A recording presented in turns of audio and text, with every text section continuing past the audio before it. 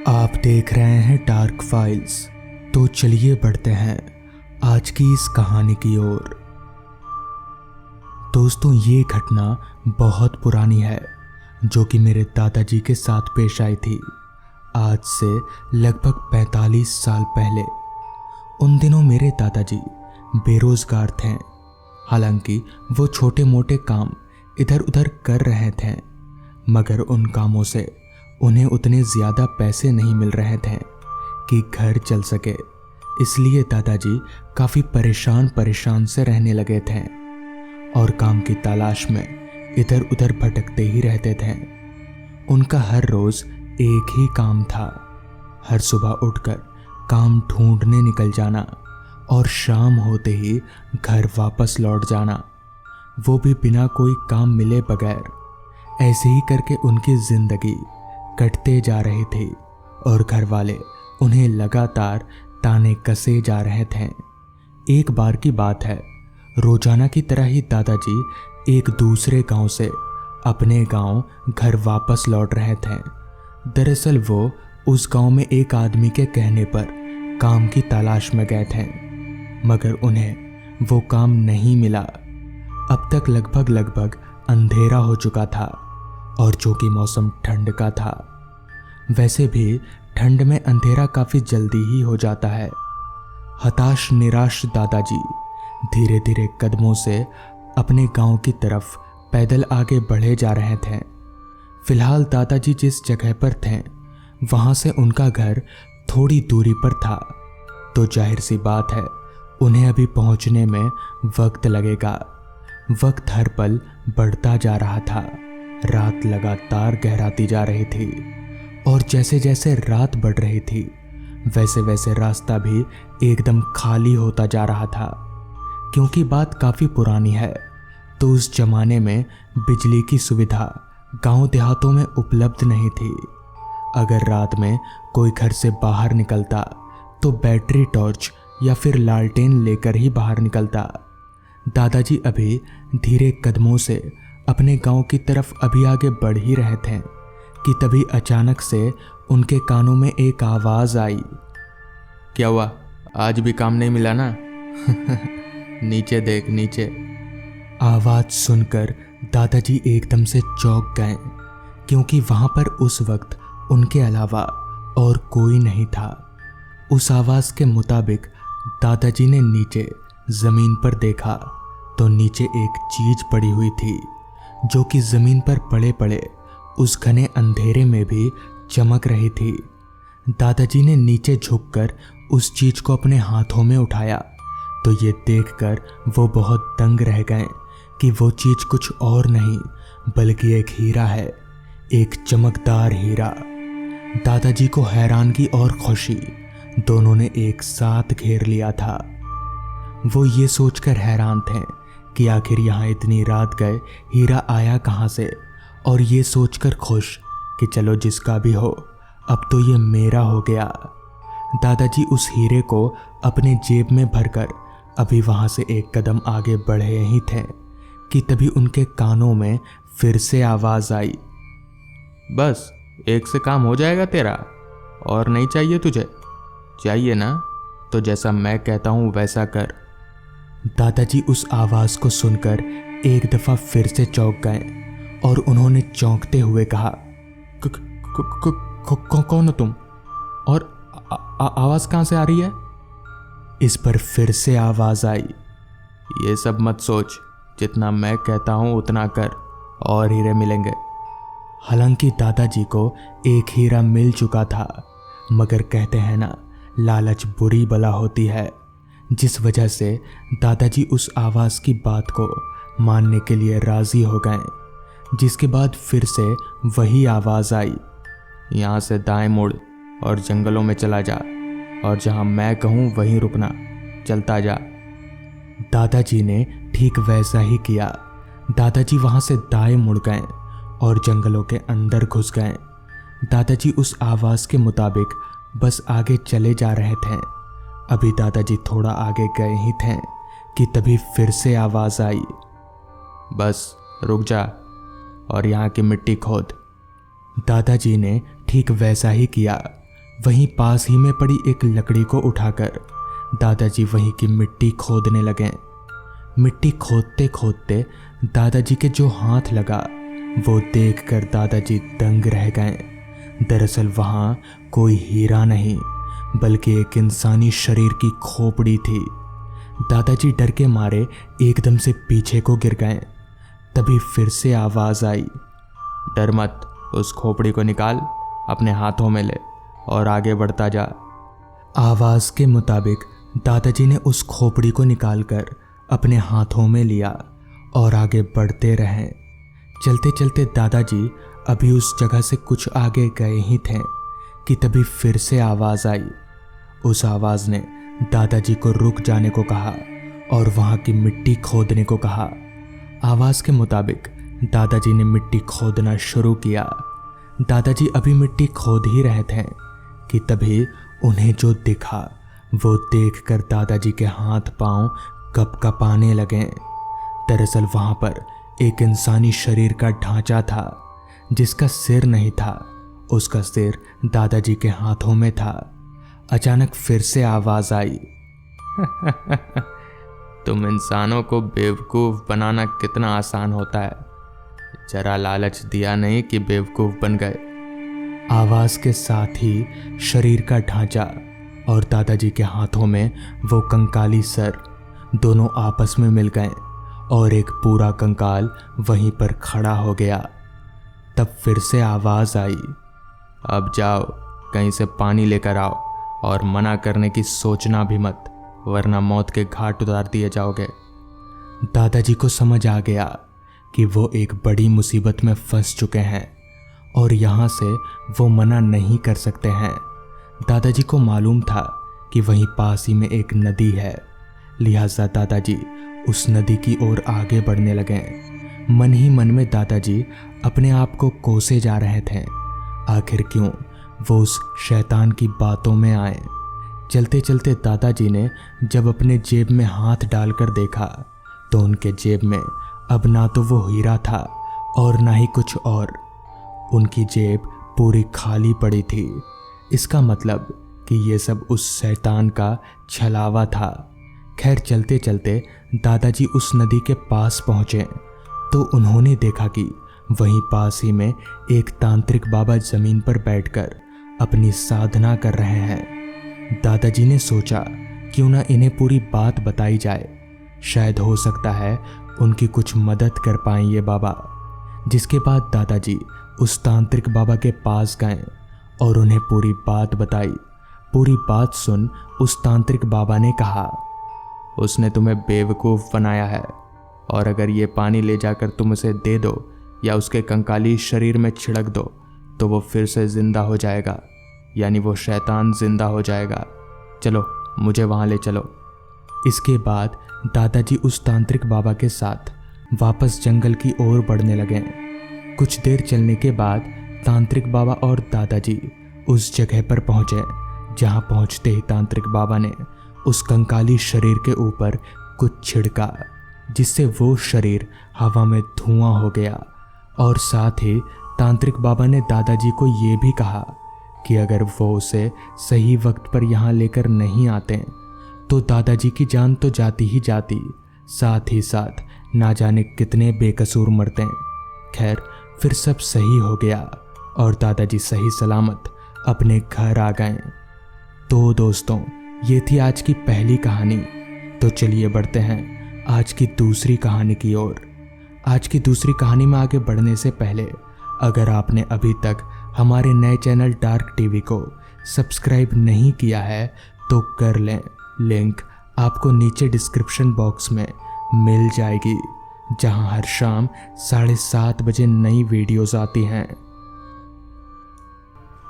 Train में बैठे बैठे मैं बॉस की कही उस बात के बारे में सोच रहा था जब उन्होंने मुझसे ये कहा था, उमेश अभी कमलपुर के लिए निकलो, वहाँ स्टील प्लांट पे जाओ और हाँ इस बार का ऑर्डर हमें ही मिलना चाहिए। बॉस के ये कहने का तरीका मुझे थोड़ा बुरा तो लगा था, मगर हर एम्प्लॉय की तरह ही मैंने भी उनका गुस्सा और कड़वी बातों को बर्दाश्त कर लिया। वैसे तो मुझे कमलपुर के स्टील प्लांट में कल सुबह पहुंचना था, लेकिन इस बार मैं किसी भी तरह का रिस्क नहीं लेना चाहता था, इसलिए मैं आज रात ही कमलपुर पहुंच जाऊंगा। कुछ देर बाद ट्रेन कमलपुर स्टेशन पर रुकी। मैं ट्रेन से उतरा और साथ ही जब निगाहें प्लेटफॉर्म में लगी घड़ी पर गईं तो वक्त हो रहा था रात के 11:15 बजे का। ट्रेन के जाते ही मैंने एक नज़र चारों तरफ देखा। बड़ा छोटा सा स्टेशन था। चारों तरफ खामोशी और सन्नाटे ने अपना घर बना रखा था। खैर मुझे क्या, मैं स्टेशन से बाहर निकलने लगा। आसपास इतनी ज़्यादा खामोशी थी कि मैं अपने कदमों की आवाज़ भी साफ सुन पा रहा था। खैर मैं जब स्टेशन से बाहर निकला तो अंदर और बाहर में मुझे कुछ खास फर्क दिखा नहीं। बाहर भी खालीपन ने अपना डेरा जमा रखा था। मैंने सोचा आज रात किसी होटल में रुक जाता हूँ, कल का कल देखा जाएगा। और यही सोचकर मुझे अपने सामने जो भी रास्ता दिखा मैं उसी पर चलने लगा। मगर उस सीधे रास्ते पर मुझे दूर दूर तक कोई होटल, यहाँ तक कि एक लाइट का खंभा भी नहीं दिख रहा था। उस अंधेर नगरी में रोशनी का इकलौता साधन मेरा फ़ोन ही था। अभी मैं चल ही रहा था कि तभी पीछे से आती एक आवाज़ ने मेरे कान में दस्तक दिया। ध्यान से सुनने पर पता चला कि वो आवाज़ घोड़े के टाप की है। पीछे मुड़कर देखा तो एक आदमी टांगा लिए मेरे पास आ रहा था। मैंने सोचा शायद ये मुझे किसी होटल तक पहुंचा देगा। यही सोचकर मैं उस तांगे वाले को हाथ दिखाकर रुकवाने लगा। उसने तांगे को मेरे से कुछ फासले पर ही रोक दिया और बोला, कहाँ जाना है बाबूजी? उस तांगे वाले का पूरा शरीर एक चादर से ढका हुआ था। उसके चेहरे को छोड़कर बाकी सब कुछ ढक रखा था। अब या तो उसका चेहरा सफ़ेद था या फिर दाढ़ी। खैर मैं बोला, भाई साहब मुझे किसी होटल तक छोड़ देंगे या फिर कोई ऐसी जगह जहाँ मैं रात कटा सकूँ? इतना बोलते ही मेरे नाक में एक सड़ी हुई सी बदबू टकराई, जिससे कोई बड़ा जानवर मर गया हो। खैर वो तांगे वाला बोला, साहब ये गांव है, यहाँ होटल नहीं मिलेगा। आप आज रात स्टेशन में ही वेटिंग रूम में रुक जाओ, मैं कल आपको स्टील प्लांट ले चलूँगा। उस आदमी के मुंह से स्टील प्लांट का नाम सुन के मैं एकदम से चौंकते हुए बोला, पर तुम्हें कैसे पता कि मुझे स्टील प्लांट जाना है? इस पर वो तांगे वाला मुस्कुराते हुए बोला, यहाँ सब स्टील प्लांट जाने के लिए आते हैं साहब। और इतना बोलकर वो तांगे वाला वहाँ से चला गया। उसके जाते ही वो जो सड़ी हुई सी बदबू आ रही थी वो एकदम से बंद हो गई। खैर मैंने सोचा कि ये तांगे वाला यहाँ का लोकल आदमी है, और जब इसी ने कह दिया कि यहाँ कोई होटल नहीं मिलेगा तो सच में नहीं मिलेगा। और ऐसे में वेटिंग रूम में रात गुजारने के अलावा मेरे पास कोई चारा नहीं था। अगले ही पल मैं वापस से स्टेशन में था और वेटिंग रूम ढूंढने के लिए अपनी नज़रें दौड़ा रहा था। तभी मुझे एक कमरे के बाहर वेटिंग रूम का बोर्ड लगा हुआ दिखा। मैं उस कमरे की ओर बढ़ने लगा और जैसे ही मैं कमरे का दरवाज़ा खोलकर अंदर दाखिल हुआ तो सबसे पहले मेरे नाक में वही सड़ी हुई सी गंध आई। फिर बाद में मुझे बेंच पर एक बूढ़ा आदमी, एक बुढ़िया और एक मेरी ही उम्र का लड़का बैठा दिखा। उन सब ने भी अपना पूरा शरीर उस तांगे वाले की तरह ही चादर से ढक रखा था। मुझे देखते ही पता नहीं क्यों वो तीनों एकदम से उठकर खड़े हो गए और उनकी आंखों में हल्की सी चमक आ गई। खैर मैं भी उसी बेंच पर उनके पास जाकर बैठ गया। बूढ़ा बुढ़िया और वो लड़का मुझे अभी भी घूरे जा रहे थे, जैसे उन्होंने मेरे जैसे इंसान को पहले कभी देखा ही ना हो। मुझे थोड़ा अजीब तो लगा, लेकिन तभी अचानक ही मुझे ठंड लगने लगी। मई के महीने में ठंड लगना अजीब बात तो थी ही, मगर उससे भी ज़्यादा मैं हैरान इस बात से था कि वो सड़ी हुई सी बदबू अभी भी आ ही रही थी, जबकि ना तो वेटिंग रूम का दरवाज़ा खुला हुआ था और ना ही कोई खिड़की। तभी मैं उस बूढ़े आदमी से बोला, कितना अजीब है ना, मई के महीने में ठंड लग रही है। इस पर उस बूढ़े आदमी ने खरखराती आवाज़ में कहा, हाँ, यहाँ आसपास पहाड़ है ना, इसलिए। वो दुर्गंध अब इतनी बढ़ चुकी थी कि मेरा उस वेटिंग रूम में रुकना मुश्किल हो रहा था। मैं अपने नाक को हाथ से दबाकर बाहर जाने के लिए उठा ही था कि तभी वो बूढ़ा आदमी बोला, बेटा कहाँ जा रहे हो? मैंने उस आदमी से कहा, जी बस यहीं पे। और ये बोलकर मैं उस वेटिंग रूम से बाहर निकल गया। मैं जैसे ही वेटिंग रूम से बाहर निकला तभी वो सड़ी हुई सी बदबू भी एकदम से बंद हो गई। मैंने अपनी जेब से सिगरेट का डब्बा निकाला और एक सिगरेट जलाकर वेटिंग रूम के बाहर बने चबूतरे पर बैठ गया। अभी मैं सिगरेट का कश ले ही रहा था, तभी एक आवाज़ आई, बेटा तुम सिगरेट पीने लगे हो? मैंने उस आवाज़ की ओर देखा तो वही तीनों, यानी वो बूढ़ा बुढ़िया और वो लड़का वेटिंग रूम के दरवाजे पर खड़े थे। मैं उस बूढ़े आदमी को जवाब देना तो चाहता था, मगर क्या बोलूं ये समझ नहीं आ रहा था। लिहाजा मैं वहां से उठकर उन दोनों से दूर जाने लगा। अभी मैं उन लोगों की ओर देखते हुए चल ही रहा था, तभी किसी ने मेरा हाथ पकड़ा और एक आवाज़ आई, हे, मरना है क्या? वो स्टेशन मास्टर थे और मैं चलते हुए रेलवे ट्रैक में गिरने जा रहा था, जिसमें एक मालगाड़ी आ रही थी। मैंने स्टेशन मास्टर को शुक्रिया किया और जब वेटिंग रूम की ओर देखा तो वो तीनों वहाँ से गायब थे। डर से मैं फिर उस वेटिंग रूम में नहीं गया और प्लेटफॉर्म में लगी बेंच पर ही लेट गया। अगले 5 से 10 मिनट में ही मैं गहरी नींद में चला गया और फिर अगली सुबह ही मेरी आँख खुली। मैं स्टेशन पर पहली बार भीड़ भाड़ देखकर मुझे अच्छा लग रहा था। खैर मैंने स्टेशन पर ही चाय पिया और फिर निकल पड़ा स्टील प्लांट की ओर।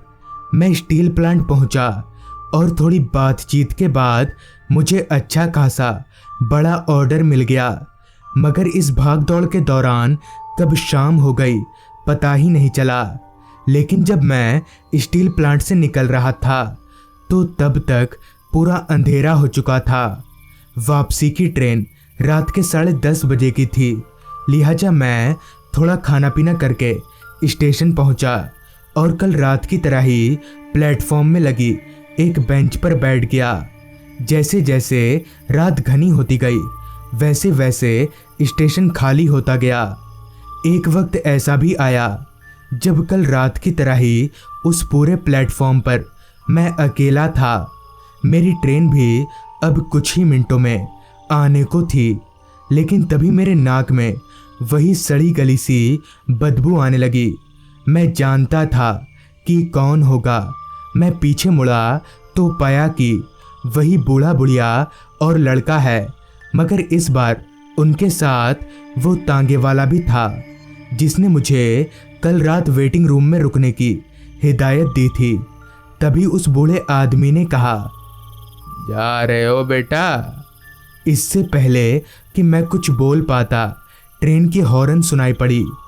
ट्रेन को देखने के बाद मैं जब उन लोगों की ओर पलटा तो उस बूढ़े की आंखों से आंसू बह रहे थे और साथ ही वो लड़का और वो बुढ़िया भी रो रहे थे।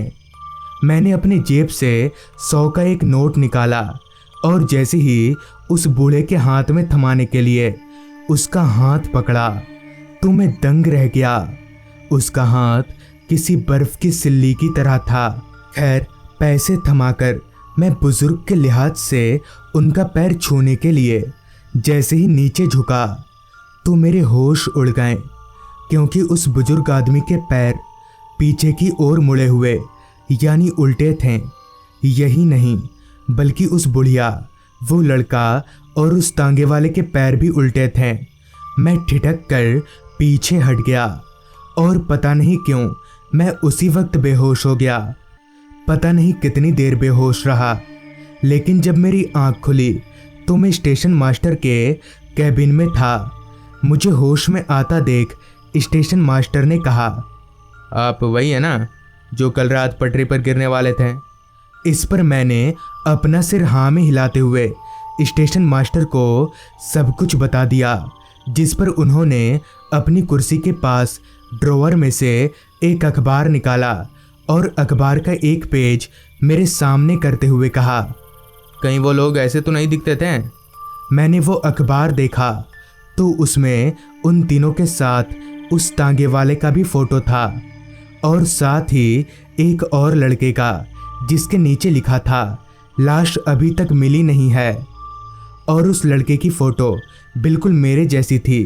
तब स्टेशन मास्टर ने बताया कि दरअसल कुछ दिनों पहले तांगा समेत खाई में गिर जाने की वजह से इन सभी की मौत हो चुकी है और इनमें से जो लड़का मेरी तरह दिखता था उसकी लाश अभी तक नहीं मिली है। ये सब जानकर मुझे अब उस बुजुर्ग का प्यार और अपने बेटे की तरह मानना सब कुछ समझ आ गया था। तो दोस्तों, ये थी आज की कहानी। अगर आपके पास भी ऐसी ही कोई कहानियां हैं तो हमारे साथ ज़रूर शेयर करें। तो मैं आर्यन जल्द ही मिलूँगा आपसे ऐसी ही एक कहानी के साथ।